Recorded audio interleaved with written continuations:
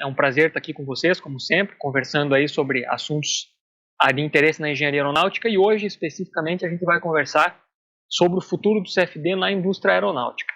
Claro que o CFD é uma tecnologia que tem crescido bastante em diversas outras indústrias, né, mas a gente vai hoje focar naquilo que é mais promissor dentro do universo da engenharia aeronáutica.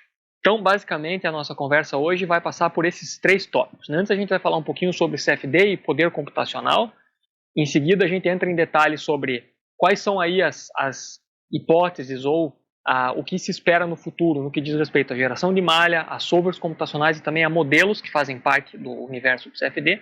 E aí a gente termina com algumas conclusões finais e com alguns pensamentos interessantes a serem guardados a respeito desse bate-papo de hoje. Então, assim, o que é importante a gente sempre ter em mente, como a gente tem conversado aqui ao longo de todas as lives, é que o CFD essencialmente é uma ferramenta de desenvolvimento aeronáutico e ele é interessante desde que ele possa entregar valor e possa afetar o produto, né? Então, claro que isso quer dizer, nesse aspecto, a gente pode entender por isso o seguinte: o CFD é uma ferramenta que ou vai te possibilitar ter um produto melhor, que é o que vem acontecendo ao longo dos anos, né? À medida que a gente consegue incluir mais física no processo, a gente consegue também predizer melhor alguns fenômenos e, portanto, tomar melhor crédito da presença ou não deles no desenvolvimento. E o CFD também é uma ferramenta que entrega valor à medida que ela te permite reduzir o tempo ou então reduzir o custo, ou mesmo os dois, na linha do tempo do desenvolvimento aeronáutico. Claro que quando uma nova tecnologia de CFD ou de aerodinâmica computacional em geral aparece no mercado, no primeiro momento a tecnologia vai surgir como conhecimento científico, né? Vão ser papers, vão ser resultados de conferências. Então, é realmente o conhecimento científico com baixo nível de maturidade tecnológica. Portanto, isso ainda está restrito à academia. À medida que o tempo vai passando, aquela tecnologia vai sendo testada, ganha-se confidência, as pessoas que fazem parte da indústria aeronáutica começam a perceber o potencial existente naquela tecnologia que antes era restrita ao meio acadêmico e, aos poucos, começam a colocá-la também dentro do ambiente da indústria. Claro que no primeiro momento essas tecnologias novas passam por usos mais restritos, em menor escala, em projetos piloto, e à medida que as coisas vão mostrando resultados, em que ganha-se conhecimento, em que ganha-se confiança num certo processo, aquela nova tecnologia vai avançando mais para as fases realmente de desenvolvimento de um produto efetivo. Até que num dado instante, você começa a capturar o benefício de usar aquela tecnologia e isso vai, portanto, trazer um equilíbrio do investimento que foi feito no começo na tecnologia e na geração de conhecimento. Sempre, claro, tendo em vista que na indústria aeronáutica a gente pensa no CFD não como um fim, mas sim como um meio de criar o desenvolvimento ou de facilitar o desenvolvimento do produto, né? Essa é uma premissa importante que a gente tem que manter em mente. Como eu comentei na nossa primeira live, o uso das ferramentas de aerodinâmica computacional ela teve um aumento bastante visível na indústria aeronáutica ao longo das últimas décadas, né? Eu havia mostrado naquela primeira live essa figura que eu queria mostrar mais uma vez aqui, até para aqueles que eventualmente não tiveram a chance de ver, que é o seguinte: basicamente a gente tem aqui uma linha do tempo do desenvolvimento das aeronaves comerciais, também uma aeronave militar, na Boeing, e o número de asas testadas em túnel de vento. Então, lá nos anos 80, entrou em operação o Boeing 767, a família 767, 757, e o número de asas testadas em túnel de vento naquela época era algo em torno de 80 asas, né? Vocês podem ver aqui 77 asas testadas em túnel.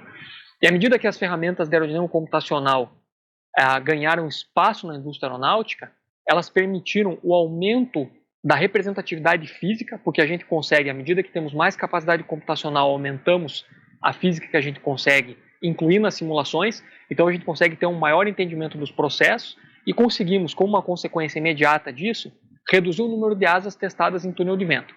Então, ali no horizonte já dos anos 2000, no 787, tinha algo em torno de 10 a 5 asas testadas em túnel de vento. Isso não quer dizer, claro, que o número de ensaios de túnel de vento esteja reduzindo. O que quer dizer é que você chega no túnel de vento com maior confiança nas geometrias que você vai testar, porque você tem melhores ferramentas computacionais para suportarem esse processo. Claro que, como a gente comentou outras vezes, né, no desenvolvimento aeronáutico, as ferramentas de projeto aerodinâmico, elas trabalham de maneira paralela e complementar, né? Então, isso é algo importante da gente manter em mente. E claro que esse desenvolvimento todo e essa explosão do uso de ferramentas numéricas na engenharia aeronáutica, ela aconteceu por uma série de coisas, e uma delas é o aumento tremendo da capacidade computacional, né, como enunciado pela lei de Moore, que na verdade talvez seja mais um princípio do que uma lei, né, baseada em algo mais fundamental, de que a capacidade de processamento dos computadores dobra a cada 2 anos. Né? Então, durante mais de 100 anos, essa observação foi de fato constatada, levando em conta a capacidade de processamento que nós temos disponível. E hoje em dia comenta-se que eventualmente a lei de Moore pode estar chegando numa saturação, mas ainda assim existe uma série de outros progressos do ponto de vista de computação de alta performance e mesmo de algoritmos que eventualmente vão nos permitir continuar avançando e continuar tendo cada vez mais física, mais fidelidade e um maior entendimento no processo do uso de ferramentas de CFD na indústria aeronáutica. Isso, claro, quer dizer que à medida que a gente tem melhores ferramentas, a gente consegue eventualmente encontrar erros e problemas o mais cedo possível, consegue corrigi-los e, portanto, a gente reduz o custo de desenvolvimento. E essa é uma tendência geral na indústria aeronáutica como um todo. Quando a gente está falando de CFD na indústria aeronáutica, é muito comum que as malhas que a gente usa para gerar resultados aerodinâmicos tenham muitos elementos. Então é normal você pensar algo em torno das dezenas ou até mesmo centenas de milhões de elementos. E isso é necessário quando você tem configurações mais completas, né? Aqui nesse exemplo, a gente tem uma configuração asa-fuselagem, e a gente tem aqui também hipersustentadores, tanto o slat quanto o flap, dá para ver que melhor no detalhe. E quanto mais detalhe se acrescenta, mais tem um custo computacional igualmente maior em função dessa necessidade. E isso, claro, é algo bastante importante, porque a gente tem que gerar malha para esse processo todo, no tempo, e tem que dar um certo tempo para ter os resultados lá no outro lado. Essencialmente, essas simulações aerodinâmicas feitas em escala industrial, para configurações um pouco mais completas, elas exigem que as simulações sejam feitas em paralelo. Basicamente, o que isso quer dizer é que você vai pegar o teu domínio computacional e vai repartir todos os processos de cálculos entre vários processadores. E, essencialmente, os códigos de CFD que existem hoje, eles conseguem escalar bem até algo em torno de 1000 processadores, ou da ordem de 1000 processadores. Quando você passa muito disso, começa a ser cada vez mais e mais difícil você obter um benefício explícito do uso de computação paralela. Veja que quando a gente fala escala, nesse caso a gente quer dizer o seguinte: à medida que você vai aumentando o número de processadores, você espera ter um aumento na eficiência do processamento da simulação que você está realizando. E isso vai, de certa maneira, você espera que isso escale da melhor forma possível com o número de processadores. Existem uma série de limitações para que isso aconteça, né? A gente vai no futuro comentar sobre isso. Mas, basicamente, hoje os bons códigos CFD escalam bem até a ordem de 1000 ou alguns 1000 processadores. E, basicamente, isso é algo que a gente tem que endereçar aí para o futuro. Basicamente, a gente hoje precisa, de fato, para resolver grandes problemas computacionais, de computação de alta performance, né, ou HPC, ou HPC, em português. E a gente tem tido cada vez mais recursos desses, tanto na indústria aeronáutica quanto em agências de pesquisa ou mesmo universidades. Então, essa lista que eu estou mostrando aqui é só para vocês terem uma ideia. São os 5 computadores de maior capacidade de processamento hoje no mundo. Então, o primeiro computador é um computador que que é ligado ao Departamento de Energia dos Estados Unidos, no laboratório Oak Ridge. E esse computador, ele basicamente é o primeiro quando o quesito é a quantidade de operações, a máxima quantidade de operações em ponto flutuante que você consegue fazer por segundo, que é o que a gente está vendo nessa coluna aqui. Então, o que isso quer dizer?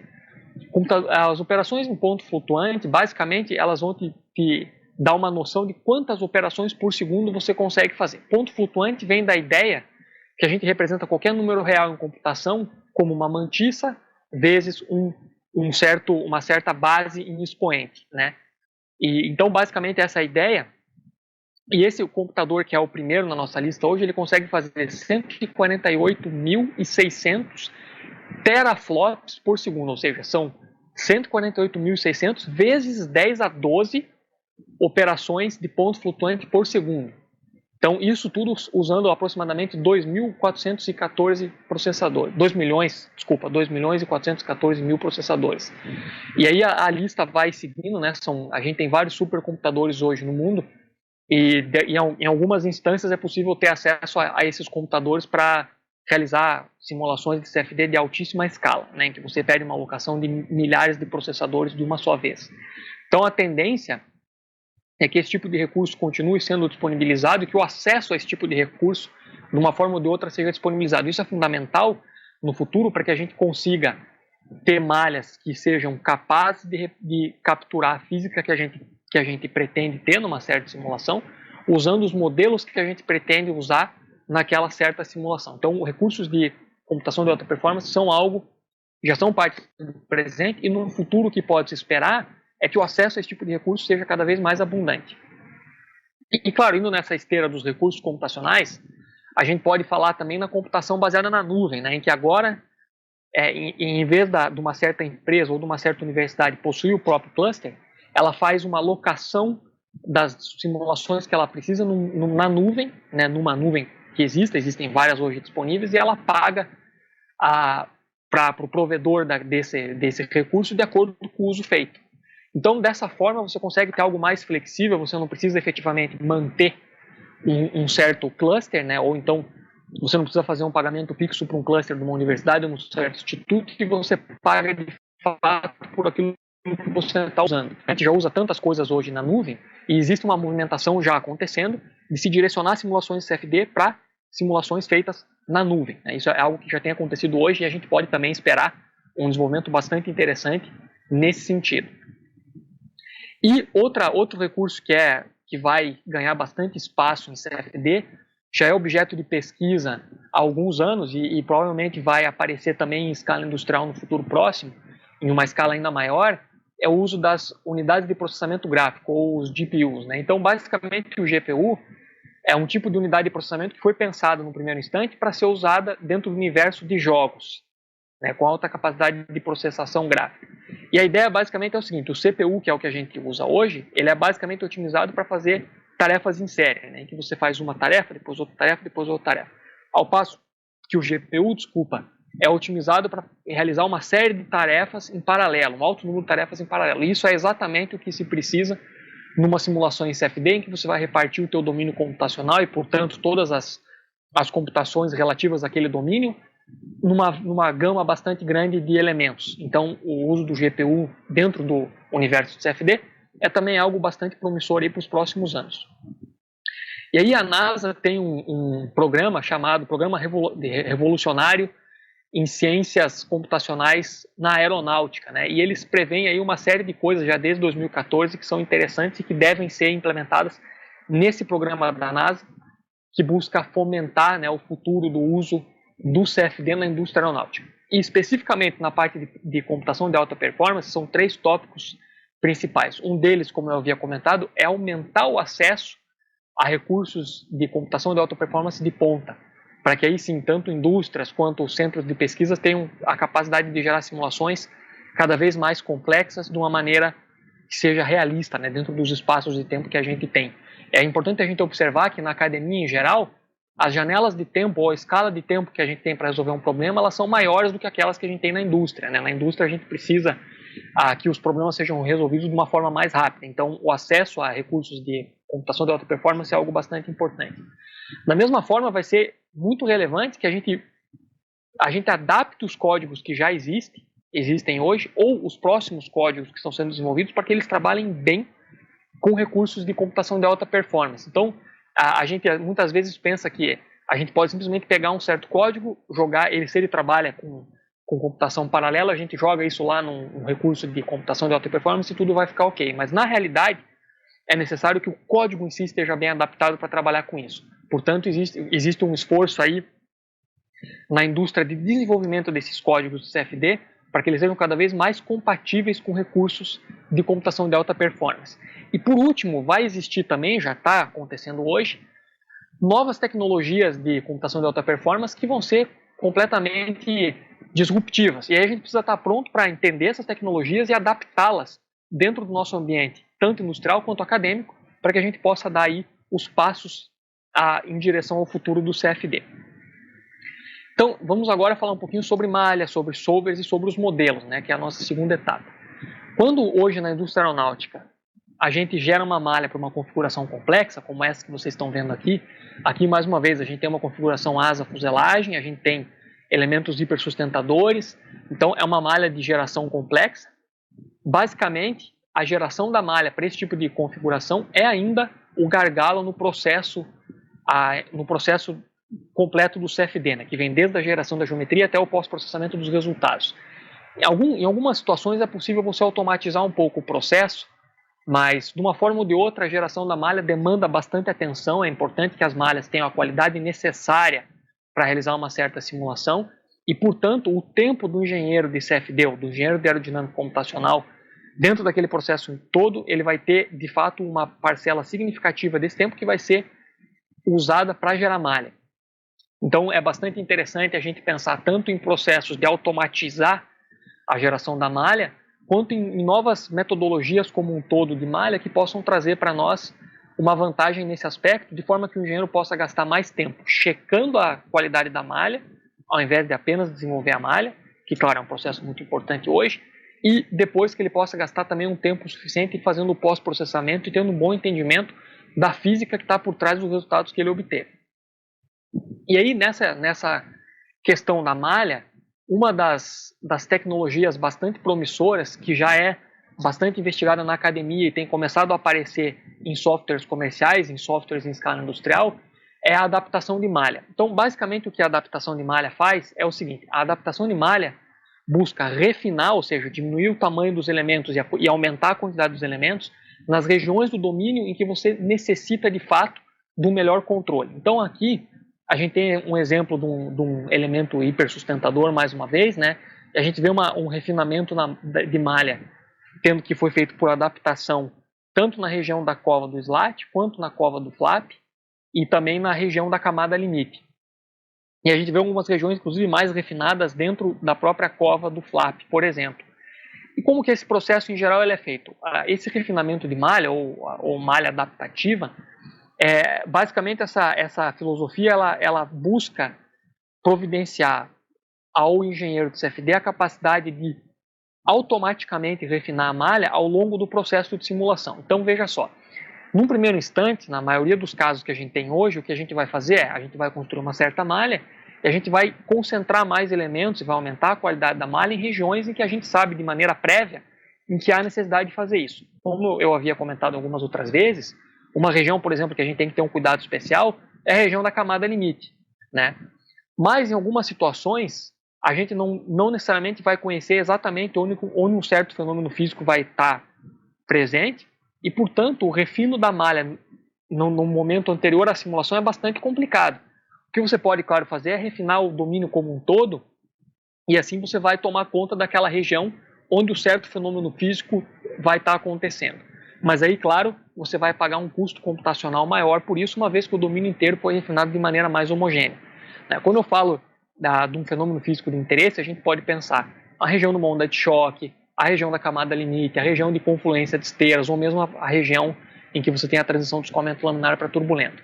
Então, o que a adaptação de malha on the fly vai possibilitar fazer é justamente você começar com uma malha mais grosseira, e aí o próprio código, à medida que ele avança na simulação, ele vai ter mecanismos para computar e estimar o erro computacional que vem da discretização da malha, e ele vai refinar a malha nas regiões que são necessárias. Isso vai, claro, ser bastante interessante, principalmente quando a gente tem condições em que há fenômenos físicos mais interessantes ou configurações em si que são mais distintas e que são novas dentro do conhecimento que a gente já tem do processo de análise em CFD. Então é algo a ficar observando aí. E aí aqui um resultado interessante é uma configuração supersônica, e a gente consegue ver aqui a adaptação da malha ao longe, né, na região distante do escoamento, e a gente vê regiões com adaptação justamente onde estão se propagando as ondas de choque que saem do veículo supersônico. Então esse é um dos exemplos, né? A gente, claro, nesse caso a gente sabe que a gente vai ter um cone de Mach, a gente eventualmente precisa refinar ali, mas talvez numa certa configuração, por exemplo, um certo bocal, você tem um escoamento supersônico no interior do bocal, eventualmente o processo de reflexão das ondas de choque não é tão evidente, e aí você tem um refinamento adaptativo de malha, vai ser algo bastante interessante. Como eu comentei antes, né, a ideia fundamental atrás do refinamento de malha é te possibilitar capturar os fenômenos físicos que são de interesse naquele processo que você está estudando, de forma que você não tenha, por outro lado, um custo computacional excessivamente alto. Então, em geral, essas malhas ou melhor, os códigos do CFD que possibilitam o refino adaptativo de malha, eles vão ter aí bastante espaço na indústria e também na academia nos próximos anos. Eles já têm ganhado bastante espaço e essa tendência vai continuar. Falando agora do lado dos modelos, né, a gente comentou em algumas outras lives que hoje, basicamente, o cavalo de força na indústria aeronáutica são os modelos RANS. E, essencialmente, os modelos RANS continuam ainda havendo bastante evolução, tem uma série de resultados sendo divulgados na literatura a todo instante, e vários desses resultados, desses novos modelos, têm sido posteriormente implementados tanto em códigos open source quanto em códigos pagos, que vão então ser usados na indústria aeronáutica e também em ambientes de academia. Então aqui, por exemplo, a gente tem alguns resultados interessantes, em que essencialmente foram usados dados, né, dados de simulações de mais alta fidelidade e também dados experimentais, e através de um processo de correção do modelo baseline, foi possível melhorar a concordância com os dados experimentais. Então a gente tem os pontos azuis, são os dados experimentais, e à medida que a gente consegue, usando até mesmo redes neurais, e não redes neurais para substituir o modelo como um todo, mas redes neurais para realimentar alguns termos fontes do modelo, a gente consegue ter uma concordância bastante melhor entre os dados experimentais e os dados numéricos. Então a gente estava antes, o modelo original tinha essa predição em verde, a gente vê na curva de CP uma certa diferença visível na região de pressão do aerofólio, e uma vez que foi feito todo esse processo de aumento e melhoria do modelo, a gente consegue ter uma concordância bastante melhor. Então, existe muito sendo feito em modelos RANS.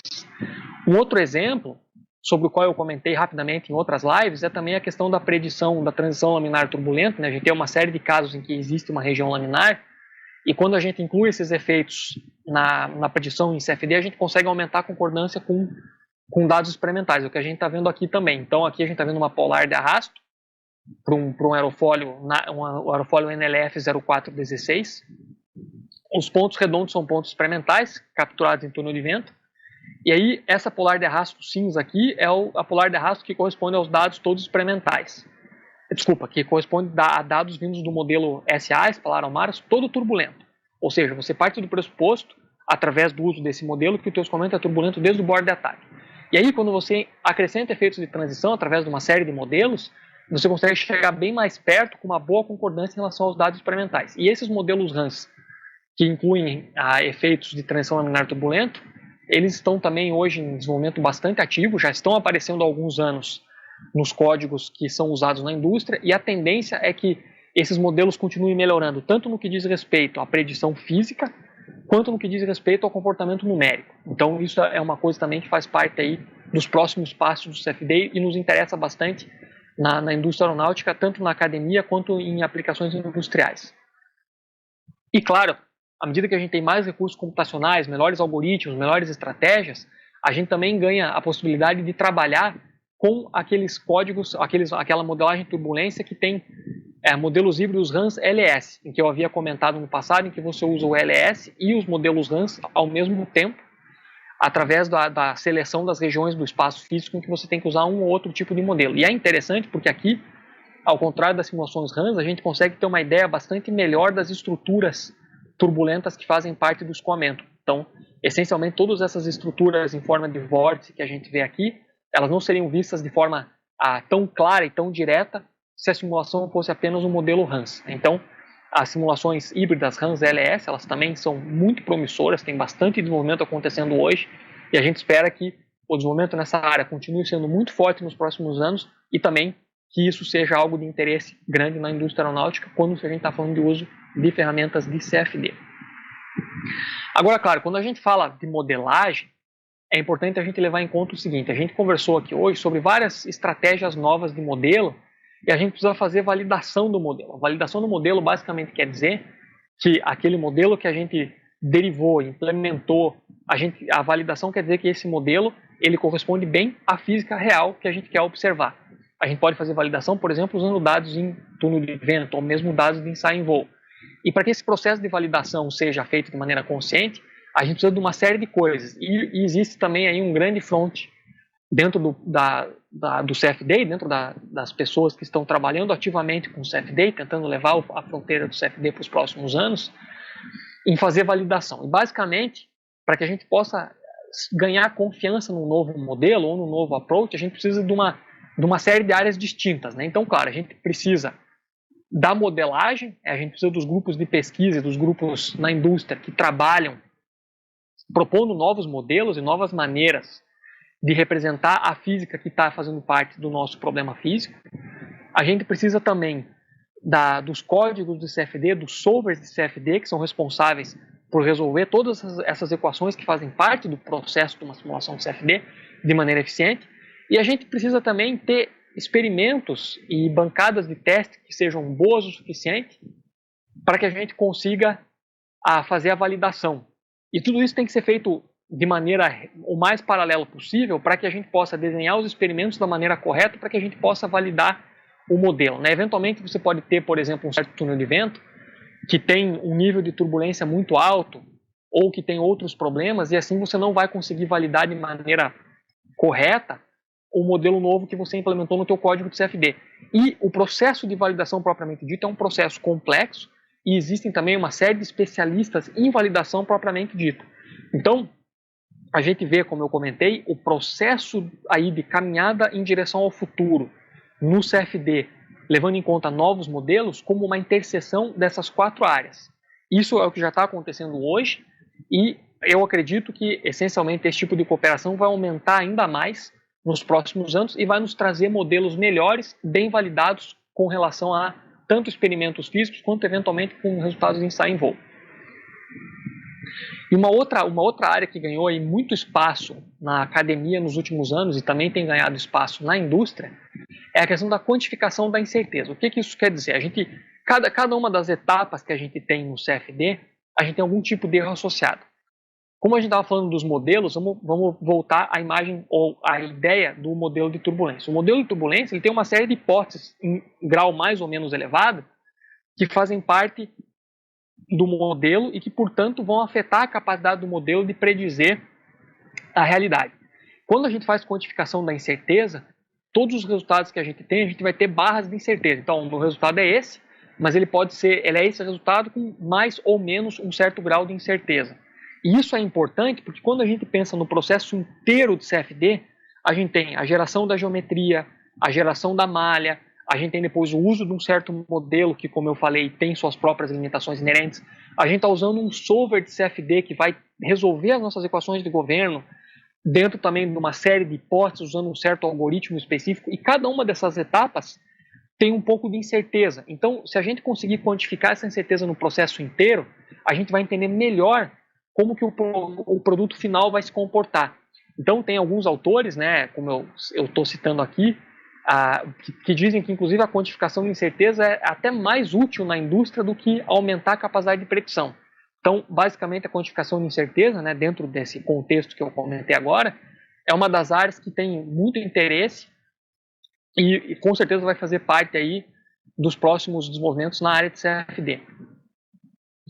E, mais uma vez, no que diz respeito à modelagem e aumento da nossa capacidade de predizer a física mais completa, a maioria dos modelos que a gente tem até hoje, em um grau ou outro, elas usaram algum tipo de dado experimental. Isso é uma constante na grande maioria dos modelos de turbulência que a gente usa em CFD.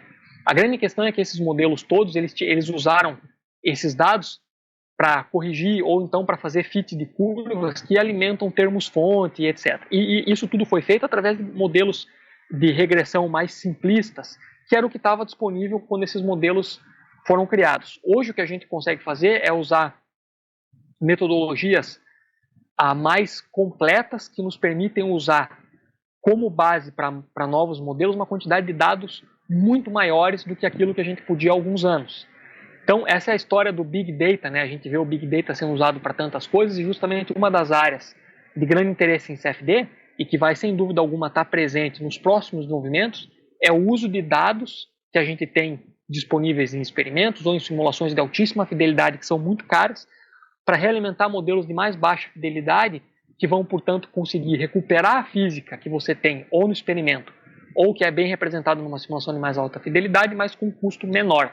Então, aquele exemplo que eu mostrei lá para trás, a gente tinha um modelo RANS, que foi melhorado através do uso de dados de simulações de mais alta performance, ou melhor, de simulações com maior nível de fidelidade, e também com dados experimentais. Isso é uma área bastante ativa em CFD e vai certamente continuar sendo pelas próximas décadas aí na frente. Então, agora voltando para o programa da NASA que a gente comentou antes, eles em 2014 fizeram também uma série de recomendações para a parte de geração de malha, para a parte de modelagem, para a parte de solvers. Eu queria salientar aqui, porque apesar dessas recomendações terem sido feitas em 2014, a grande maioria delas são ainda hoje pontos de grande interesse, pontos que concentram um trabalho de bastante escala hoje e que vão certamente ser aspectos de grande relevância para o futuro do CFD na indústria aeronáutica. Então a gente tinha comentado da questão da geração de geometria, de você ter acesso à geração de geometria CAD com interfaces cada vez mais amigáveis e depois disso fazer simulações em alta escala, em computação paralela, né, e também fazer a geração de malha de forma paralela e de forma o mais automática possível, inclusive usando adaptação de malha através de medida de erro, como eu comentei antes, né, e também o uso desses elementos com malha adaptada, elementos curvados, que são complexos de gerar, em códigos de alta ordem. Então você pode imaginar, quando a gente fala de alta ordem, você pode imaginar o seguinte: a ordem do código, de maneira simplista, quer dizer o seguinte, que quanto maior a ordem do código, maior vai ser o decréscimo do erro à medida que você refinar a malha. Então hoje a maioria dos códigos que a gente usa em escala industrial ao redor do mundo são códigos de segunda ordem, o que quer dizer que à medida que você vai refinando a malha, que você, por exemplo, pega um certo elemento de malha e reduz o tamanho dele, você vai ter, basicamente, o erro vai acompanhar essa redução com o expoente ao quadrado. Então você tá tendo um progresso de melhoria no que diz respeito ao erro, que tem a ver com a ordem do código. Então esses códigos de alta ordem, eles têm ganhado espaço e eles têm se tornado códigos mais efetivos para resolver problemas de alta escala e de alta complexidade. Isso faz parte aí do que a gente vê como algo importante para o futuro do CFD. Dentro da modelagem física, né, a gente tem os modelos RANS, a gente falou disso aqui, eles vão continuar evoluindo, eles estão evoluindo bastante, estão mostrando uma capacidade cada vez maior de concordar com dados físicos, dados que vêm de experimentos ou mesmo de ensaio em voo, e eles são hoje o cavalo de força aí, ou o motor de força que é usado na indústria aeronáutica ao redor do planeta. E a gente tem também, claro, os métodos híbridos RANS-LS, que vão ganhar bastante espaço, e mesmo os métodos LS propriamente ditos. Dentro dos fenômenos físicos, né, ou novos fenômenos físicos que devem ser introduzidos, o pessoal da NASA citava a transição laminar turbulenta, sobre a qual a gente conversou já em outras lives. Fenômenos de combustão são bastante complexos, porque agora você tem também o processo da combustão, portanto, reações químicas acontecendo junto com o escoamento, e você tem também processos de troca de calor bastante ativos, então é um problema bastante interessante e que faz parte do roadmap aí para o futuro. E approaches para modelagem completamente diferentes que vão aparecer, já têm aparecido hoje e vão continuar aparecendo, e eles são muito bem-vindos no sentido que a gente tem novas alternativas e a gente pode usar esses métodos radicalmente novos para fazer novas validações, entendê-los melhor e no futuro eventualmente usá-los também em escalas representativas aí de aviões comerciais. No que diz respeito à parte de algoritmo, né, a gente havia comentado aqui a questão do uso do computação de alta performance em altíssima escala e algoritmos que são compatíveis com computação de alta performance. E a questão, no que diz respeito à discretização, códigos de alta ordem é algo que a gente falou aqui hoje um pouco, havíamos falado outras vezes. E a gente tem também uma série de novos approaches que têm aparecido aí no que diz respeito à discretização, e essas novas filosofias elas são muito bem-vindas à medida que elas tentam resolver uma série de problemas que a gente tinha com técnicas anteriores. Né? Do ponto de vista do solver em si, a gente quer basicamente garantir que o solver consiga escalar bem, ou seja, à medida que a gente consegue aumentar o número de processadores, a gente possa colher efetivamente o benefício dessa computação paralela em alta escala com os solvers. Como eu falei antes, o código do CFD em si, que você vai estar usando, ele precisa acompanhar essa evolução. E isso faz parte do futuro, do que vai acontecer aí dentro do CFD. E também a questão da quantificação da incerteza, como eu falei antes, tanto no processo de análise quanto em processos de otimização, né? Usando processos estatísticos rigorosos para que a gente possa entender o que está acontecendo e que a gente possa, inclusive, melhorar as técnicas de estimativa de erro que existem hoje. Uma área muito interessante e certamente ela vai continuar tendo bastante avanço aí nos próximos anos.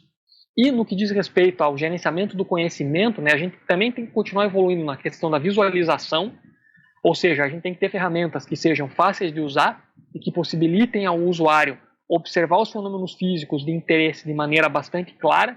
Então existem hoje ferramentas novas aparecendo no mercado e ao mesmo tempo a gente tem que ser capaz também de não só gerar dados em alta escala, né, seja dados de simulações ou seja dados experimentais, mas a gente tem que ser capaz de tratar esses dados da melhor forma possível. E, finalmente, a gente pode ver o futuro aí como o uso de modelos de vários níveis de fidelidade ao mesmo tempo para endereçar um certo problema de CFD da maneira mais eficiente possível, por isso usando vários níveis de fidelidade, mas ainda assim retendo a física que nos interessa para aquele problema específico. Então, a gente falou hoje de várias coisas interessantes, né? Eu queria citar aí alguns aspectos finais que eu acho que são os mais importantes dessa nossa conversa, tá? Então, assim, dentro da evolução do CFD na indústria aeronáutica, existem uma série de coisas que podem ser vistas como futuro, né? Essa conversa de hoje ela não tinha o objetivo de ser uma lista exaustiva com todas as possibilidades para o futuro do CFD na indústria aeronáutica, mas ela tinha, sim, a ideia de trazer algumas dessas possibilidades para vocês aqui. E, claro, essa visão que eu trouxe aqui hoje ela é a visão minha, né, individual, sobre o que é o futuro do CFD na indústria aeronáutica. Ela não reflete de nenhuma forma a visão de nenhuma indústria ou nenhuma entidade a qual eu esteja ligado. Mas, basicamente, a gente falou sobre o uso de computação de alta performance e algoritmos que sejam compatíveis com esses recursos. A gente salientou hoje nesse bate-papo que não adianta você ter o recurso de alta performance, você ter um cluster com milhões de processadores, você precisa também ter um código de CFD que funciona bem com esse cluster, né, com recursos de alta performance. Eventualmente, como engenheiro de CFD, engenheiro aerodinamicista, não vai caber a você desenvolver um novo algoritmo, mas vai caber a você verificar que aqueles códigos, aqueles algoritmos que você tem disponível, que eles são efetivamente compatíveis com esses recursos de computação de alta performance. Do ponto de vista específico da discretização, né, a gente vê aí a questão dos métodos de alta ordem. A gente no futuro vai conversar mais em detalhes sobre o que são esses métodos de alta ordem. Eles vão certamente ganhar bastante espaço e, ao mesmo tempo, eles vão trazer adaptação de malha. E essa adaptação de malha vai ser feita on the fly, ela já existe hoje, né, ela vai ser feita no loop do processo de otimização. E isso vai possibilitar economizar um pouco do tempo na geração da malha e, ao mesmo tempo, vai possibilitar economizar tempo no sentido em que a gente tem agora uma malha que é refinada onde ela efetivamente precisa ser refinada. Então a gente vai conseguir reter a física que nos interessa, ao mesmo tempo gastando menos em recurso computacional e menos em tempo de geração de malha. Então, na minha visão, isso é um ponto também de bastante interesse aí para o futuro do CFD na aeronáutica. E claro, por último, a gente tem os avanços aí na modelagem de turbulência, seja com modelos RANS, seja com modelos híbridos, seja com outros tipos de modelagem que você tem uma série de níveis de fidelidade trabalhando em conjunto, sempre com o objetivo de reter a física que importa para o nosso problema da maneira mais eficiente possível. Então, essas são os nossos bullets finais para hoje, né? Esses são os slides que eu tinha.